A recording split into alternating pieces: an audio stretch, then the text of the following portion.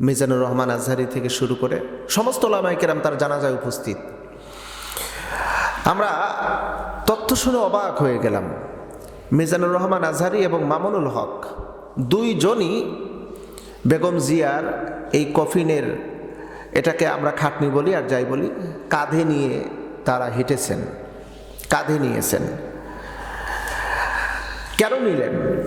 মিজানুর রহমান আজহারি কেন বেগম জিয়ার লাশটাকে কাঁধে নিলেন? গত কয়েকদিন আগে আমাদের কাছ থেকে, অর্থাৎ লক্ষ কোটি মানুষের ভালোবাসায় সিক্ত একজন ব্যক্তি, আপোষহীন ভারতের আধিপত্যের বিরুদ্ধে যিনি কথা বলেছেন, কখনো আপোষ হন নাই অন্যায়ের সাথে। আমাদের দেশের একজন প্রেসিডেন্টের স্ত্রী, তিনিও রাষ্ট্রপ্রধান ছিলেন, প্রধানমন্ত্রী ছিলেন, বেগম জিয়া। তিনি ইন্তেকাল করেছেন। আমরা দোয়া করি আল্লাহ পাক তাকে জান্নাতের উচ্চ মাকাম দান করুক, তার জীবনের সমস্ত ভুল ত্রুটি গুনাহগুলোকে আল্লাহ মাফ করে দিক। তবে একটা বিষয় অবাক করার, আল্লাহ পাক যাকে ইজ্জত দান করেন এভাবেই ইজ্জত দান করেন। আল্লাহ পাক যদি কাউকে সম্মান দেন এভাবেই সম্মানিত করেন। একজন পুণ্যবান নেককার ব্যক্তির দুনিয়ায় জীবিত থাকা অবস্থায় তার যতটুকু সম্মান থাকে বা সম্মান মানুষ দেয়, সে যখন ইন্তেকাল করে তার চাইতে বেশি সম্মান আল্লাহ পাক দেওয়ার একটা ব্যবস্থা করে দেন। তার জানাজায় লক্ষ লক্ষ মানুষের উপস্থিতি, হাজার হাজার মানুষ, অসংখ্য ওলামায়ে কেরাম, বাংলাদেশের ইসলামিক স্কলার মামুনুল হক, আল্লামা মামুনুল হক, মিজানুর রহমান আজহারি থেকে শুরু করে সমস্ত ওলামায়ে কেরাম তার জানাজায় উপস্থিত। আমরা তথ্য শুনে অবাক হয়ে গেলাম। মিজানুর রহমান আজহারি এবং মামুনুল হক দুইজনই বেগম জিয়ার এই কফিনের, এটাকে আমরা খাটনি বলি আর যাই বলি, কাঁধে নিয়ে তারা হেঁটেছেন, কাঁধে নিয়েছেন। কেন নিলেন? মিজানুর রহমান আজহারি কেন বেগম জিয়ার লাশটাকে কাঁধে নিলেন? নেগেটিভ সেন্সে নেবেন না, কথাগুলো কেন বলতেছি, কারণ এই কথাগুলো মিডিয়ার মধ্যে প্রকাশ হবে। উদ্দেশ্য হলো,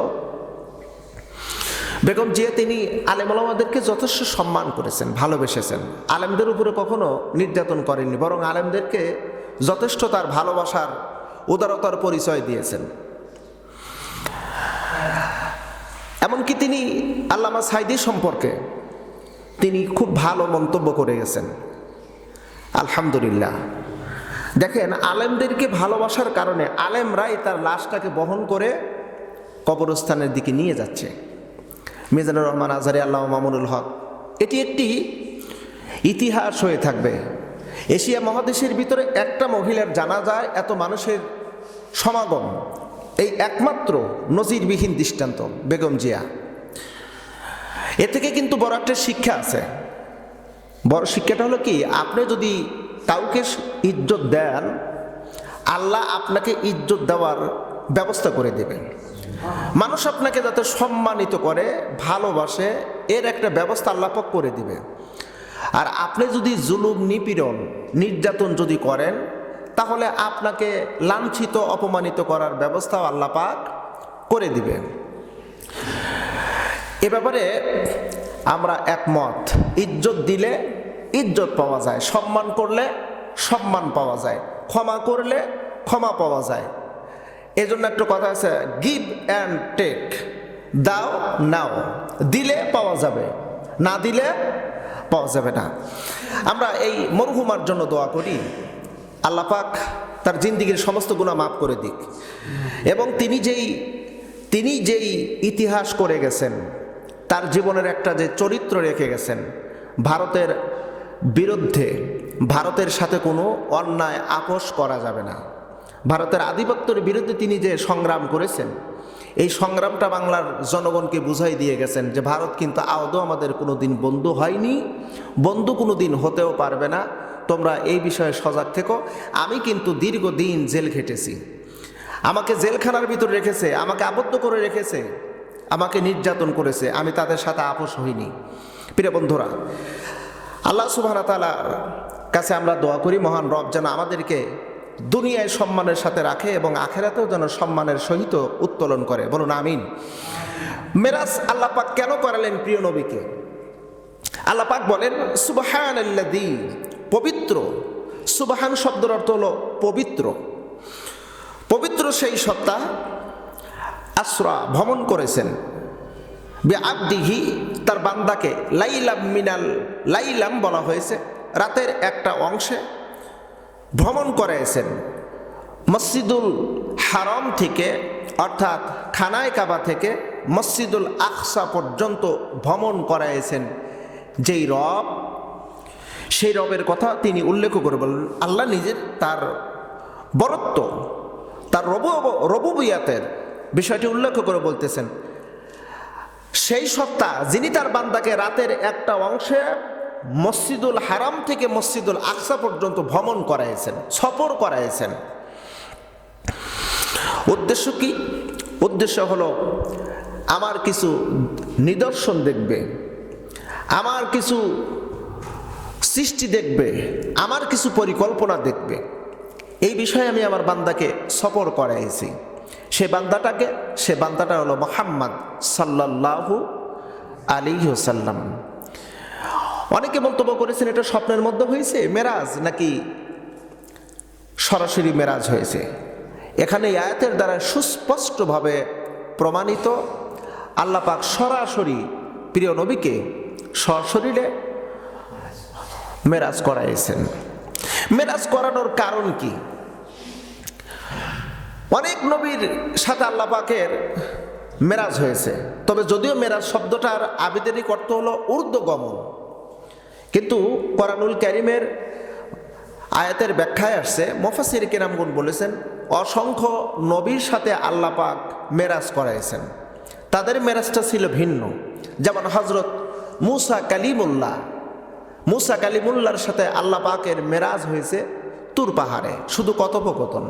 মুসা আলাইহিস সালাম বললেন রব্বি আরিনি, আল্লাহ তুমি আমাকে একটু দেখা দাও না, আমি তোমাকে দেখতে চাই। আল্লাহ পাক বললেন লাং তারানি, আমাকে তুমি দেখতে পারবা না, এই চর্ম চোখ দিয়ে তুমি আমাকে দেখতে পারবা না। মুসা আলাইহিস সালামের সাথে মেরাজ হয় তুর পাহাড়ে। হযরত ইউনূস আলাইহিস সালামের মেরাজ হয় মাছের পেটের ভিতরে। ইব্রাহিম আলাইহিস সালামের মেরাজ হয় নমরুদের অগ্নিকুণ্ডে। এভাবে আল্লাহ সুবহানাহু ওয়া তাআলা অসংখ্য নবীর সাথে মেরাজ করাইছেন। একমাত্র নবী, যেই নবীকে আল্লাহ পাক বিশেষ যানবাহনে করে মক্কা থেকে বাইতুল আকসা, এরপরে প্রথম আসমান, দ্বিতীয় আসমান, তৃতীয় আসমান, সপ্তম আসমান ভেদ করে সিদরাতুল মুনতাহা পর্যন্ত আল্লাহ পাক তার প্রিয় নবীকে সফর করাইছেন। জোরে বলুন সুবহানাল্লাহ।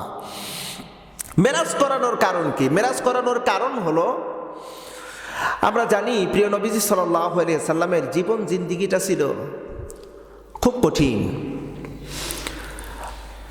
এত নির্মম জীবন তার ছিল।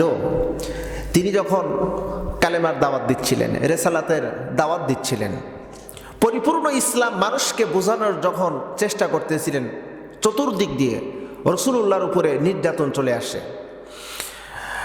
একজন মানুষ কখন সে শান্তিভাবে বসবাস করতে পারে এবং কখন সে জুলুমের শিকার হয়, এই বিষয়টা একটু অবজারভেশন করা জরুরি, দরকার।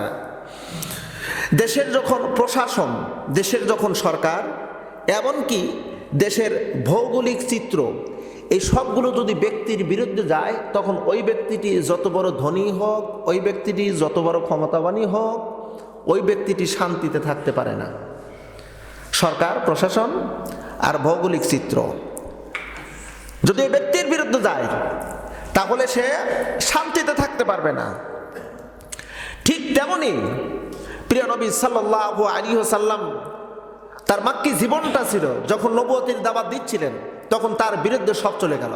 দেশের সরকার চলে গেল, তাদের শাসন ব্যবস্থা অর্থাৎ প্রশাসনিক যেই শক্তি সবাই চলে গেল, ভৌগোলিক চিত্র অর্থাৎ মক্কার সমস্ত মানুষগুলো প্রিয় নবীজির বিরোধিতা করা শুরু করলো। ওই মানুষটি কেমনে শান্তিতে থাকতে পারে?